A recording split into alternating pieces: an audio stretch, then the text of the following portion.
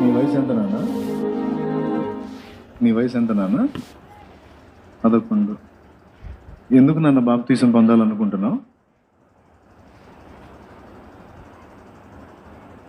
పెరిగాను కాబట్టి.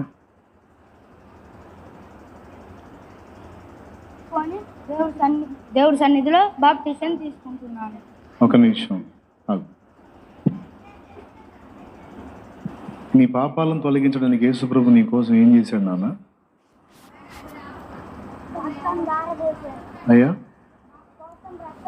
ఇప్పుడు పెట్టు మైకు. నా కోసం రక్తం దారబోసాడు.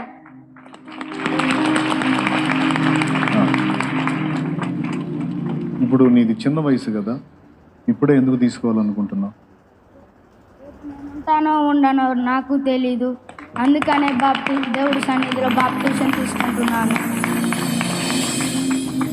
11 సంవత్సరాలు ఒక చిన్న బిడ్డ ఇస్తున్న సాక్ష్యం అది.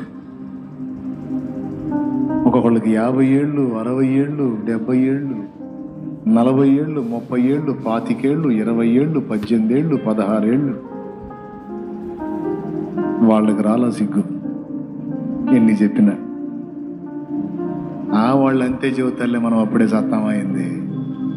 ఆ 11 ఏళ్ళ చిన్నోడికి వచ్చింది. ఇంకొక చిన్నోడు ఉన్నాడు, వాడిని అడుగుదాం.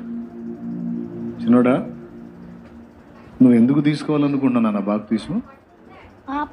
పాపాలని కడుక్కొని పరిశుద్ధుడు అవ్వటానికి. పాపాలు కడిగేసుకొని పరిశుద్ధుడు అవ్వటానికి. పాపాలు కడగబడకపోతే ఎక్కడికి వెళ్తావు నాన్న? నరకంకి. అదుగో, వాడికి అర్థమైంది. పాపాలు కడగబడితే పరలోకానికి. మనకు పరలోకం ఇవ్వడానికి, నరకం నుంచి మనల్ని కాపాడటానికి యేసయ్య మన కోసం ఏం చేశాడు నాన్న? ప్రాణం పెట్టాడు. నీ వయసు ఎంత? 11. ఇంకొకడు వీడు, వాడికి 11. యేసయ్య సిలువలో చనిపోయి అంతేనాడు, మళ్ళీ లేచాడా? తిరిగి లెగిచాడు 3వ రోజు. మూడో రోజు తిరిగి లేచాడు. 2వ రాకడలో రాబోతున్న వాడు ఎవరు? యేసయ్య. అవునా? మరి నువ్వు 11 ఏళ్ళోడివి కదా, ఇప్పుడే ఎందుకు తీసుకుంటున్నావు? పెద్దయినాక తీసుకోవచ్చుగా. రేపు ఉంటానో ఉండనో తెలీదు కదా, అందుకే ఇప్పుడే బాప్తీసం తీసుకుంటే బెటర్. పసిబిడ్డలకు అర్థమైంది ఇక్కడ. అంటే నాకు దేవుడిచ్చిన కృప ఏంటంటే, నేను చెప్పిన మ్యాటరు ఆ వయసు పిల్లలకు కూడా అర్థమైంది.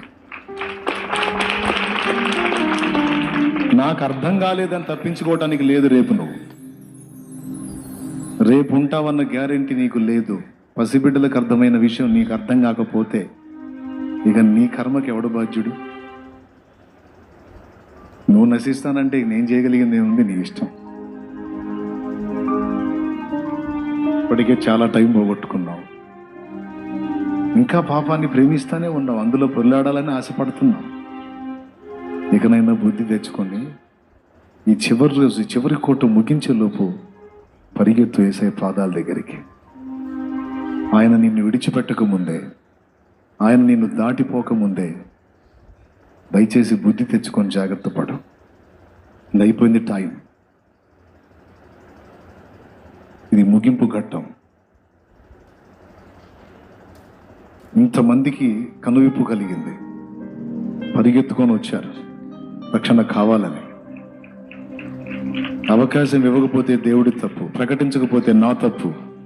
దేవుడు అవకాశం ఇచ్చి ఉండగా, నేను నీకు అది క్లియర్గా చెప్పి ఉండగా తెలిసి నువ్వు నిర్లక్ష్యం చేస్తే